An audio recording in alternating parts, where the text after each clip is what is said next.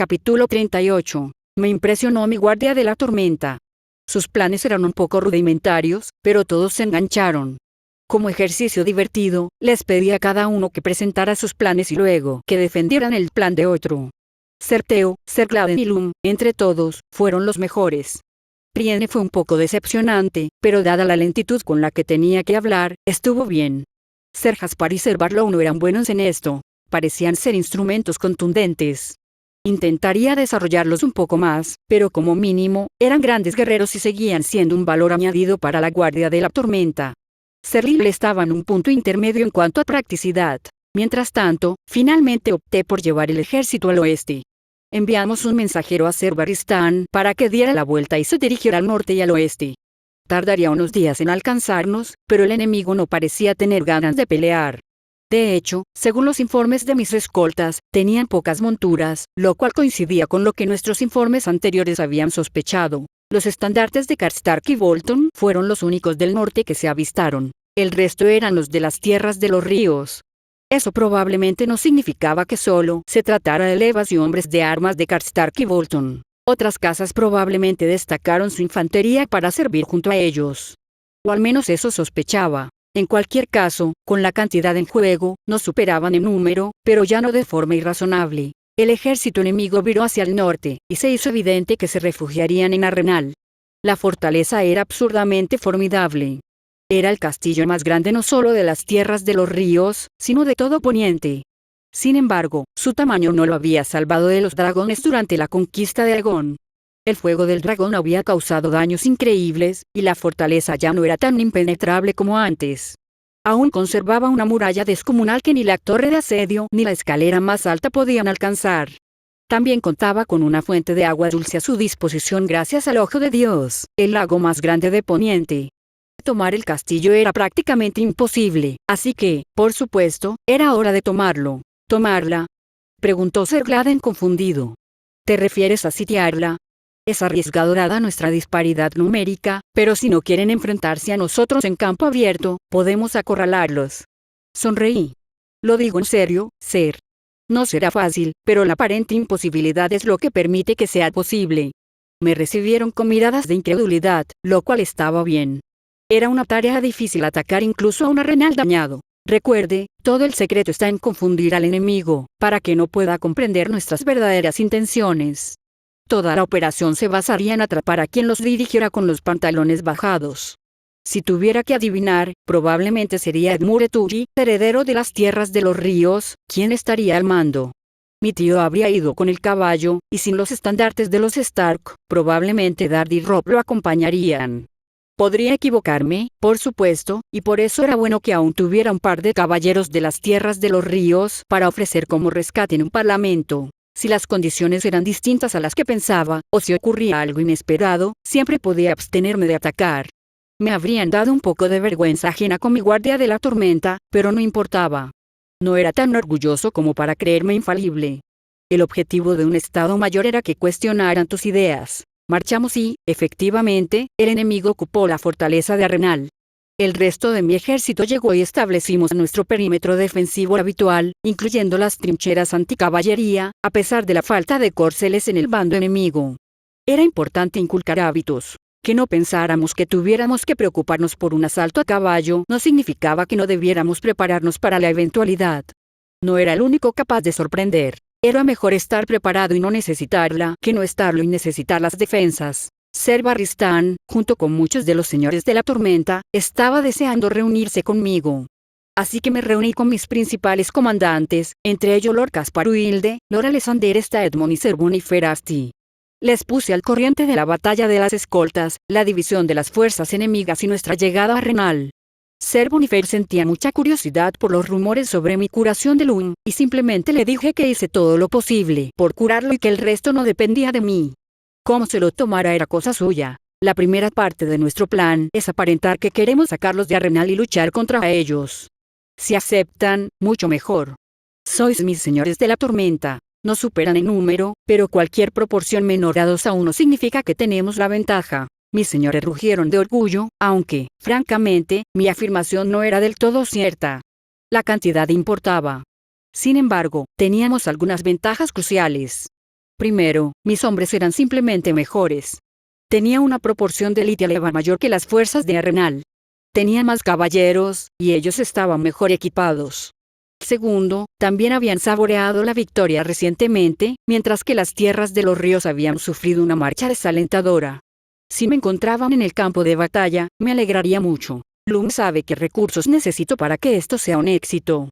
Hablará con nuestros intendentes y tomará las medidas necesarias. También quiero que se encuentren todos los instrumentos de ruido del campamento, ya sean cuernos, trompetas, tambores o cualquier otra cosa. Avergonzaremos a estos señores del río y a sus aliados del norte. Eso era suficiente por ahora. Enviamos al mensajero a pedir una negociación para discutir el rescate de los dos caballeros, así como las condiciones.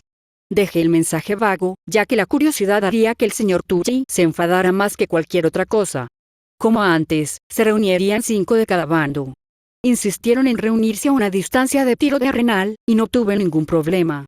Era muy improbable que la casa que ostentaba las palabras familia, deber, honor organizara una emboscada, sobre todo si su joven señor estaba al alcance de Brienne. Brienne, por supuesto, estaba a mi lado, al igual que Ser Jaspar, mis dos protectores de la Guardia de la Tormenta. También me acompañaban Ser Bonifer y Lord Alexander. Ser Bonifer me molestaba, pero me fue útil. Nos acercamos cuando abrieron las grandes puertas de Arenal. De cerca, la maldita cosa parecía construida para los gigantes que se rumoreaban al norte del muro, y no para simples humanos. Lord Edmure salió a nuestro encuentro. Lo acompañaban Lord Rickard Karstark, Lord Jonas Bracken, Lord Titus Blackwood y Lord Clement Piper. Sabía que la rivalidad entre Bracken y Blackwood era feroz. Me sorprendió que Edmure los trajera. Probablemente Piper estaba disgustado por la muerte de su hijo, así que me alegré de su participación. Señor Edmure, gracias por reunirse conmigo. Tengo un par de caballeros que anhelan regresar a casa. Edmure me miró manteniendo su rostro anormalmente suave. Di el precio del rescate y hablas de los términos que escribiste. Ah, sí, eso. Dejé que mi voz cambiara de tono. No deseo que las tierras de los ríos sufran más guerra y dolor. Has jurado lealtad a un falso rey, pero no busco guardarte rencor. Renuncia a tus lealtad a Stannis y júrala al verdadero rey de Poniente, y podremos marcharnos de las tierras de los ríos en paz. Lord Jono resopló. Seguro que bromeas. Estamos ganando esta guerra. En este preciso instante, es probable que más de Tyrell esté asaltando desembarco del rey y pasando a tu familia a cuchillo. Pensé en Tommen. Por el bien de Mace Tyrell, más le valía no hacerlo. Sabía que mi abuelo estaba en inferioridad numérica, pero contaba con Lord Beric y la fuerza de los señores de la Marca. No lo creo, mi señor. No eres el señor supremo de las tierras de los ríos. ¿Qué dice Ser Edmure? Edmure negó con la cabeza. Por favor, no me hagas perder el tiempo. Mi respuesta es no. No juraremos por un bastardo nacido del incesto. Ser Bonifer alzó la voz. No blasfemes contra los 7, Edmure de la casa Tully. Esto ya se decidió en el juicio de los 7. Joffrey de la casa Baratheon es el hijo legítimo de Robert Baratheon. Edmure suspiró. No nos importa qué farsa de juicio hayas tenido. La respuesta es no. Ahora pide tu rescate. Lo miré fijamente a los ojos. Te propongo esto. Saca a tus hombres de Arenal y enfréntate a mí en el campo de batalla. Antes de que lo hagas, te entregaré a ambos caballeros. No superas en número, si mis exploradores están en lo cierto, en más de 8000 hombres. Si pierdes, mis condiciones serían bastante generosas, las mismas que te ofrecí. Abjurar de tus juramentos al falso rey y ser bienvenido de nuevo al rebaño. Si perdemos, nos rendiremos incondicionalmente. La fachada de Edmure finalmente se quebró al reír. Eres un audaz, pero yo no soy un tonto. Nos has cegado, así que no sabemos cuántos más hay ahí fuera. Ni siquiera son la mitad de los que hay en las tierras de la tormenta. El resto de las tierras de la tormenta no están aquí, lo juro por el honor de mi casa. ¿Debería traer a Ser Barristan para que jure lo mismo? Lord Blackwood me miró desde su absurda altura. No vamos a abandonar una posición perfectamente defendible para luchar en tus términos, muchacha. Esto está prácticamente ganado. No hay necesidad de arriesgarse a una batalla. Mis compañeros se irritaron ante su tono y sus palabras, pero yo simplemente lo miré a los ojos y sonreí. Niña, ¿temes enfrentarte a una chica en batalla? ¿Acaso mi abuelo te desmoralizó tanto en el breve tiempo que estuvo saqueando tus tierras? Blackwood hizo avanzar su caballo mientras su rostro se enrojecía, pero Edmure lo detuvo. Stannis me ordenó que ni siquiera me enfrentara a ti, pero me preocupo por mis caballeros. No saldré a caballo para enfrentarme a ti. Tengo órdenes de mi rey, y ninguna burla me hará renegar de ellas. Dejé que mi rostro se contrajera de irritación. Dame un momento entonces, mi señor. Hablé un momento con Lord Alexander. Bueno, no exactamente, pero así lo parecía desde fuera. Luego volví hacia los hombres impacientes. 200 dragones dorados son aceptables por los dos, pero no creo que lo hayas pensado bien. Si estás atrincherado en Arenal, tenemos vía libre para tomar lo que necesitemos de tus tierras. Yo no quiero hacer esto. Tengamos un enfrentamiento glorioso y luego se acabó. Si ganamos, tendremos todas tus provisiones en Arenal y no tendremos necesidad de forrajear. Si perdemos, las tierras de la tormenta y yo habremos terminado con esta guerra. Por favor. El rostro de Edmure se suavizó. Si no me moví a pesar del sufrimiento que mi pueblo sufrió a manos de Tywin, no me moveré ahora. Dejé que un poco de preocupación y un falso pánico se filtraran en mi voz. Otra prueba de 7 entonces. Ser Boniface repitió. Sí, que los 7 decidan. No temo un segundo juicio. Nos enfrentaremos a un juicio en cada reino de los 7 reinos, si es necesario. Edmure negó con la cabeza. No, Myrcella. No habrá juicio, no habrá batalla aquí. Haré que traigan el oro en una hora a cambio de los caballeros. Dejé que el pánico se reflejara en mi rostro, fingiendo que se me caía la máscara. Lord Alexander, ¿qué hacemos ahora? Dijiste que Edmure era un necio imprudente, que pensó con su orgullo. Brienne me puso una mano en el hombro y me tranquilicé. Edmure miró a Alexander. Traed a vuestros cautivos, mi señor, si aún nos queda honor. Cuando se fueron, regresamos y Alexander me miró. No me opongo a las payasadas, pero ¿para qué? Ahora me ven como un desesperado, y a ti como el representante político de Ser Courtenay. Reforzaremos aún más la idea de que estamos desesperados por avergonzarlos y obligarlos a luchar. Preparen a nuestros músicos y nuestras voces más fuertes. Que nuestro enemigo sepa lo cobardes y bribones que creemos que son. Él parecía desconcertado. Sí, eso los avergonzará, pero ¿con qué fin? El ruido mascarará nuestros movimientos. Esta es una fuerza de combate cansada, enferma y frustrada. Creen que están a salvo, que por fin pueden descansar la vista sin miedo. Vamos a desengañarlos brutalmente. Nos moveremos al amparo de la oscuridad y las estridentes burlas.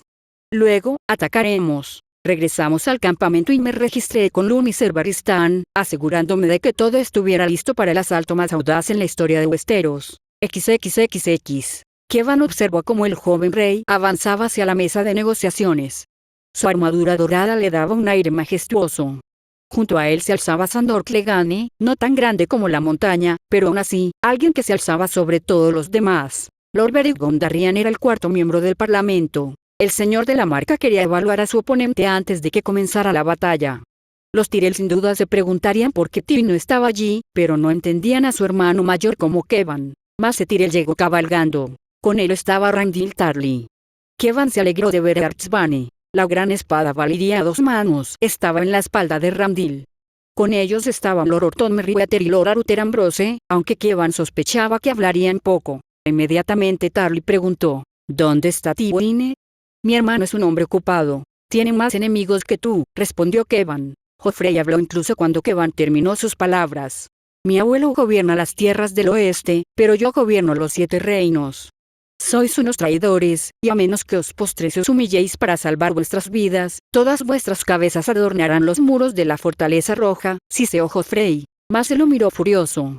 ¿Es cierto? ¿Lo hiciste tú, muchacho? ¿Hacerlo? Matad a mi hijo en tribunal abierto. Joffrey sonrió con suficiencia.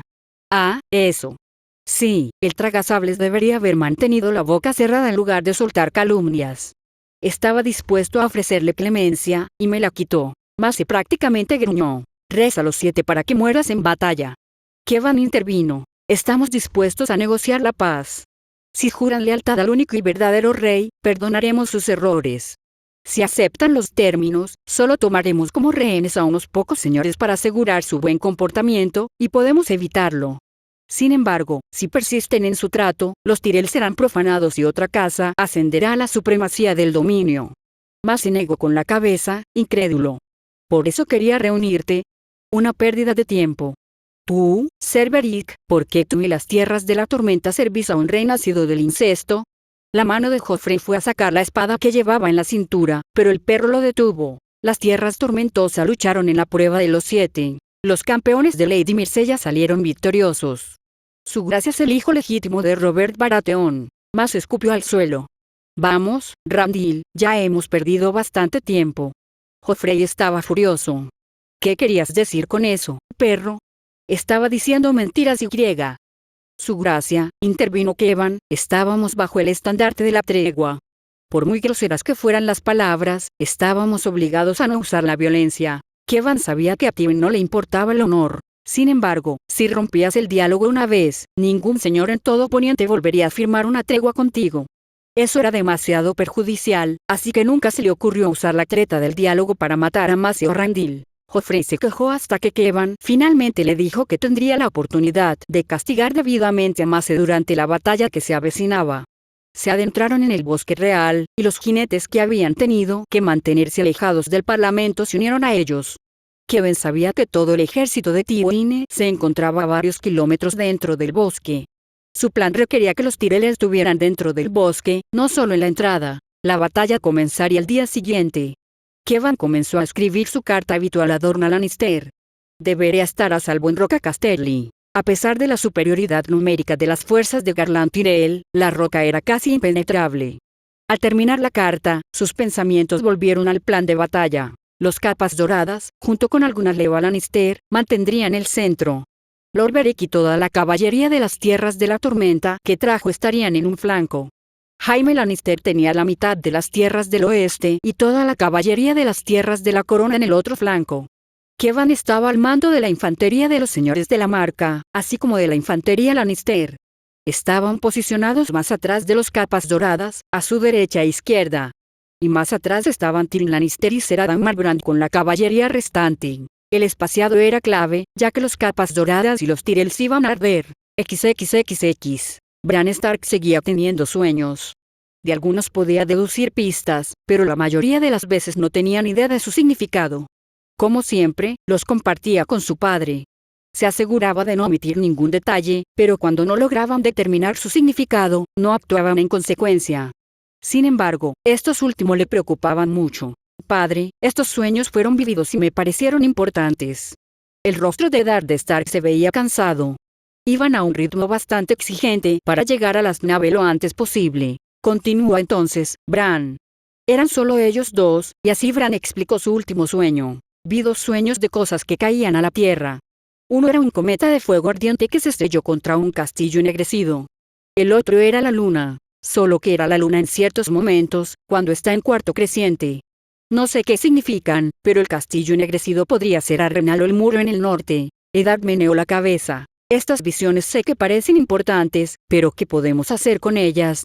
Quizás sea hora de que te envíen a Invernalia. Es una tontería que mis 2 herederos mayores estén conmigo en un campamento de guerra. Bran se mordió el labio. No quería que lo enviaran lejos. Era más que solo los sueños que tenía. Incluso despierto, podía sentir cosas del deber, pero también del viento gris.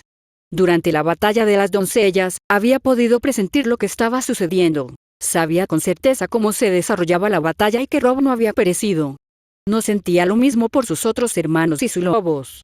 Solo podía sentir la dirección en la que se encontraban. Tal vez los comprenda mejor con la práctica, padre. También vi leones ardiendo en un campo de flores. Se revolcaron y prendieron fuego a las flores que los rodeaban. Creo que eso significa que los Lannister y los Tyrell van a luchar, y pronto. No necesitamos tus visiones para saberlo, le advirtió su padre con ligereza. Volví a tener el mismo sueño de la mantícora, pero no es ese el que me preocupa. Es el de 2 lobos sangrando, rodeados de dragones. No creo que Sansa y Arya estén a salvo en Rocadragón. Los ojos de Eddard se abrieron de par en par. Estaban sangrando. Necesito más detalles. ¿Qué les hizo daño? No lo noté, ambos estaban heridos. Estaban vivos, pero heridos. Sé que no confías plenamente en ellos, padre, pero por favor, aleja a Sansa y Arya de esa isla. No es fácil, Bran. La princesa les ha cogido cariño a ambos. Además, algunos sospecharán de nuestra lealtad si intentamos cambiarlos, pero están en peligro. No sabemos de qué manera, y quizás sea algún tipo de simbolismo, o quizás sea algo más benigno. Te han enseñado lo básico sobre lo que les ocurre a las niñas al llegar a la edad adulta. Quizás mis 2 hijas florezcan en Rocadragón. Bran no creía que eso significara su sueño. Apretó los puños a los costados. Por favor, padre, esto es importante. Sáquelos de la isla. Eddard frunció el ceño. Hablaré con el rey. Quizá pueda convencerlo de que lleve a su hija a Puerto Blanco y luego a Invernalia. Aunque controlamos los mares, Rocadragón no tiene una guarnición fuerte. Puede que lo convenzan, pero no puedo prometer nada. Bran sonrió. Su padre por fin estaba cumpliendo una de sus visiones. Estaba feliz, y esperaba que eso significara que sus hermanas estarían a salvo. También imaginó que su madre estaría encantada de tener a las niñas en casa, al igual que el bebé Rickon y su lobo Wargo. Bran empezó a creer cada vez más que era importante que los lobos Wargos estuvieran juntos. Estaban unidos de una manera que iba más allá de lo físico. Gracias, padre. Dasey también me enseñó un truco nuevo. Dice que es difícil hacerlo, pero que tengo la rapidez necesaria. Bran obsequió a su padre con su progreso en el combate cuerpo a cuerpo. Dasey Mormont no era Ser Barristan, pero era astuta y rápida, y no le importaba enseñarle algunos de sus trucos. Bran esperaba que el viejo caballero estuviera bien, aunque ahora estuvieran en bandos opuestos. Deseaba lo mismo para Tyrek y Myrcella.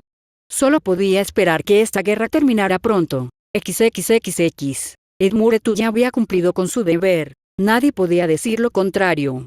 A pesar de su deseo de proteger las tierras de los ríos, había obedecido diligentemente al rey. No había desafiado al viejo león en el campo de batalla, ni siquiera cuando su pueblo sufría atroces actos. Sabía que los hombres hablaban fuera de su alcance. Sin duda le daban crédito, hablando de cómo Edmure conocía los límites de su capacidad. De cómo el hijo de Oster no pudo derrotar al gran Tyrion Lannister. Le repugnaba, pero recordaba las palabras de su casa y cumplía con su deber. Entonces sus amigos cayeron. El bullicioso Mark Piper y el siempre firme Caril Bansi. Aún los lloraba, pero una vez más, cumplió con su deber. Tomó el mando de la parte menos importante del ejército y fue a defender a Renal. Su buen hermano le había dicho que defender la posición central y tener la mayor parte del ejército del rey era un papel crucial y un honor, pero Edmure pensaba diferente. La guerra estaría ganada pronto, y Edmure no habría hecho nada destacable salvo que sus propios amigos murieran al apoyar su plan. Para colmo de humillación, había hablado con la desdichada muchacha, en contra del consejo de su buen hermano. Edmure no entendía por qué Stannis estaba tan convencido de que esa Cersei en miniatura, de lengua afilada, era hija de Robert.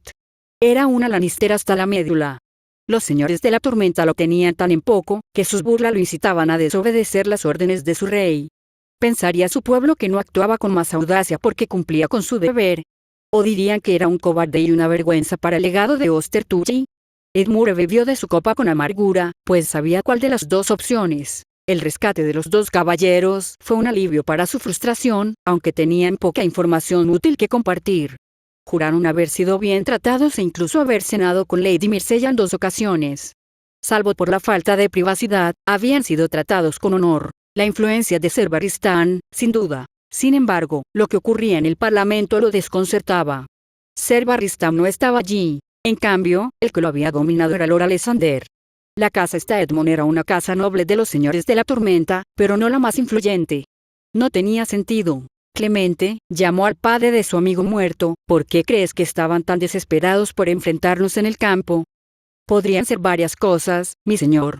Órdenes del viejo carnicero, o quizás solo desesperación. Saben que no pueden tomar a Renal y no pueden avanzar más al norte o podrían quedar aislados, respondió el hombre mayor. El corpulento señor del norte habló. No sé lo suficiente sobre tus intrigas sureñas, pero apuesto a que la princesita tiene algo que decir. Lord Stark nos dijo a todos que tenía la lengua y el ingenio afilados. Pero aún es una niña. Tiene un corazón tierno. Devolvió a Bran Stark sin rescate, liberó a Néstor y a los demás caballeros del valle, y les pagó un rescate por sus hombres. No, puede que no haya sido una trampa en absoluto. Creo que realmente no quiere saquear a tu gente. Creo que incluso podría desear perder por verse obligada a hacerlo. Edmure reflexionó sobre las palabras de Lord Karstark. ¿Estarían los señores de la tormenta dispuestos a dejar que un corazón blando gobernara sus estrategias? Si es así, ¿por qué las bromas y burlas mordaces inmediatamente después del regreso de nuestros caballeros? Incluso ahora huyan fuera del alcance de las flechas, tocan sus tambores, hacen sonar sus cuernos y gritan sus burlas sobre cómo no somos más que unos cobardes llorones. Había sido otra humillación. El orgullo de las tierras de los ríos ya estaba herido, y estas pequeñas burlas eran una crueldad adicional y necesaria. No eran las acciones de una chica de buen corazón, ni del caballero más honorable del reino. Titus Blackwell también vació su copa. Un intento patético de hacernos salir. quizás una continuación de las vilezas que tramaron durante la marcha. No dormir bien fue una experiencia horrible. Lucas, su hijo, asintió. Ese fue un plan Lannister de los más malditos que he visto. Las tierras de la tormenta nunca han luchado así. Esos idiotas no se dan cuenta de lo gruesos que son estos muros. Apenas puedo oírlos desde aquí. Edmure y los demás señores cenaban en la torre Kingsbury, la mayor de las 5 torres semiderruidas y derretidas de Arenal. La inmensa fortaleza era uno de los mayores absurdos del mundo. ¿Cuántos cientos, si no miles, murieron en su construcción? El pueblo debía lealtad a los caballeros y señores que estaban por encima de ellos, pero a su vez, estos tenían el deber de no abusar de sus subordinados. Sin embargo, a Arren el Negro no le importó en absoluto la gente que murió en la construcción de este enorme castillo. Era una fortaleza impenetrable, capaz de resistir cualquier fuerza armada. No lo salvó del fuego de los dragones.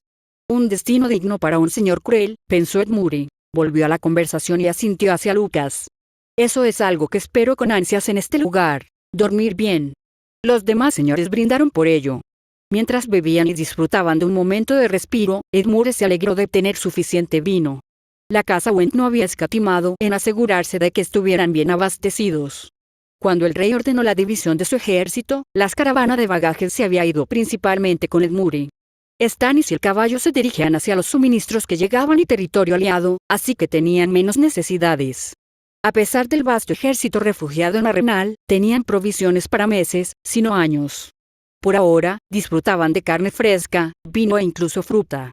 Sabía que, a medida que se prolongara el asedio, la calidad de la comida disminuiría. Seguiría siendo igual de abundante, pero no tan sabrosa. Edmure estaba bastante borracho cuando entró tambaleándose en el dormitorio que su sirviente le habían preparado. A pesar de su frustración por la situación y lo que había sucedido en las tierras de los ríos, no tardó mucho en quedarse dormido. El heredero de Aguas Dulces no pudo descansar mucho antes de que lo despertaran gritos de pánico. ¡Despierten! Todos a las armas. Han tomado la puerta. Apurarse. Edmure se levantó de la cama tambaleándose, todavía medio borracho. Un caballero entró, mi señor. De alguna manera, una fuerza ha logrado entrar en las murallas. Lord Bracken y otros están reuniendo a los hombres e intentando recuperar la puerta. Estaba confundido. No podía pensar. ¿Recuperar la puerta? Era imposible. Había ordenado que tanto la puerta principal como la oriental estuvieran fuertemente custodiadas. Espada. Necesito una espada. Uno de los escuderos entró corriendo con una espada en su vaina. Edmure no se tomó el tiempo de ponerse la armadura. Simplemente agarró algo para cubrirse la ropa interior mientras salía la cálida noche. El sonido de la lucha era intenso, y se encontró con un caos absoluto. Muchos hombres estaban guarnecidos en las propias torres, pero también en los patios exteriores, pues ni siquiera Arenal podía albergar con tanta facilidad a 20.000 soldados. Esas tiendas estaban situadas lejos de las puertas y lo más alejadas posible del ruido y las burlas. Edmure vio oleadas de hombres con armadura medias correr hacia la enorme caseta de vigilancia que albergaba las puertas centrales de Arenal. Antes de que Edmure pudiera siquiera dar órdenes, vio a los enemigos ya dentro de la puerta, manteniéndola abierta para una carga de caballería que se abalanzó sobre los soldados de las tierras de los ríos, con los ojos vidriosos. Eran demasiado numerosos para que la carga pudiera atravesarla por completo, pero permitieron la entrada de muchos más señores de la tormenta. En este caso, el enorme tamaño de las puertas no favorecía a los defensores. Una puerta de castillo normal solo tendría unos pocos metros de ancho, pero Arren el Negro tenía su enorme puerta 3 veces más grande. Edmure se dirigió hacia la lucha y vio a los lanceros de Bolton formando filas. Los pasó y vio a Lord Piper, a lomos de un caballo, gritando órdenes. Lord Clement. ¿Qué está pasando? ¿Qué ha sucedido?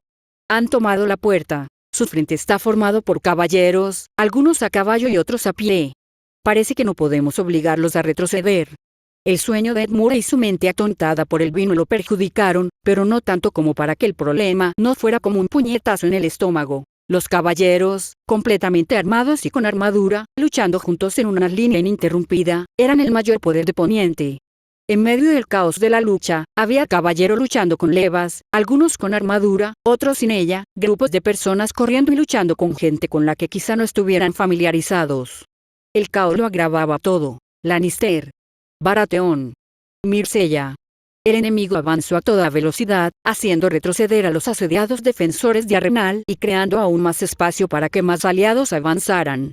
Las flechas comenzaron a llover. Edmure vio a un hombre a menos de 1,5 metros de distancia recibir una flecha en el hombro. Edmure estaba perdido. ¿Cómo podía suceder esto? Mi señor, necesita reunir a los hombres. Pónganse armadura. Hemos perdido la oportunidad de expulsarlos rápidamente de la portería. Demasiados de sus hombres están dentro, luchando. Sube a la muralla antes de que se dispersen, ordenó Lord Clement. Edmure asintió. Todo tenía sentido. Piper lo agarró del brazo. Lo más importante es que no dejen que los hombres se derrumben. No arriesguen su vida en la batalla. Si caen y se corre la voz, estaremos perdidos. Nuestros hombres ya están al borde de la desesperación. Quería discutir, pero no había tiempo, y él era el heredero de Aguas Dulces. Necesitaba animar a su gente. Edmure se apartó y empezó a dar órdenes a gritos. XXXX. Jaime seguía descontento con la estrategia general al comenzar la batalla. Joffrey lideraba los capas doradas. En una lucha cuerpo a cuerpo, eran básicamente levas. Tenía que esperar que el perro y sus 3 hermanos de la Guardia Real protegieran a su hijo. No sentía ningún afecto real por el chico, pero Cersei se enfurecería si resultaba herido y muerto. Por su parte, Jaime lideraba la caballería en el flanco norte, a la derecha del centro. Sabía que Lord Beric estaba en el flanco sur, a la izquierda del centro, y que sus planes eran similares. A medida que las fuerzas Tyrell avanzaban, debían girar más al norte y luego retroceder para atacar los flancos de la fuerza enemiga. Debido a la densidad del bosque, la mayoría de sus caballeros no portaban lanzas. El terreno simplemente no era adecuado para una carga masiva con lanzas. Jaime ya había empezado a sudar por la armadura dorada que lo cubría de pies a cabeza. Sabía que destacaba. Quería destacar. Que supieran que se enfrentaban al león de Lannister. Incluso la cota de malla que vestía su corcel relucía. ¿Es esta tu primera batalla, Peg? El escudero de Jaime, cuyo nombre completo era Josmin Pecledón, era un chico obediente, pero aburrido y tímido. Lo es, señor. La batalla es uno de los pocos momentos en que uno se siente verdaderamente vivo. Disfrútala, pero no pierda la cabeza. Lo haré, señor. Los estandartes de los Tyrell ya eran visibles. La luz del sol entraba a raudales, dispersa por los árboles y las hojas de la vegetación estival del bosque real. Cuando la luz incidía sobre la armadura, esta brillaba. Aunque no tan brillante como la de Jaime, la armadura de los Tyrell también estaba pulida. Jaime dio la señal, y su ejército cabalgó hacia el norte y luego al oeste, enfilando hacia el avance de los Tyrell. Como era de esperar, pronto se encontraron con caballeros a caballo que los desafiaban en su intento de flanquearlos.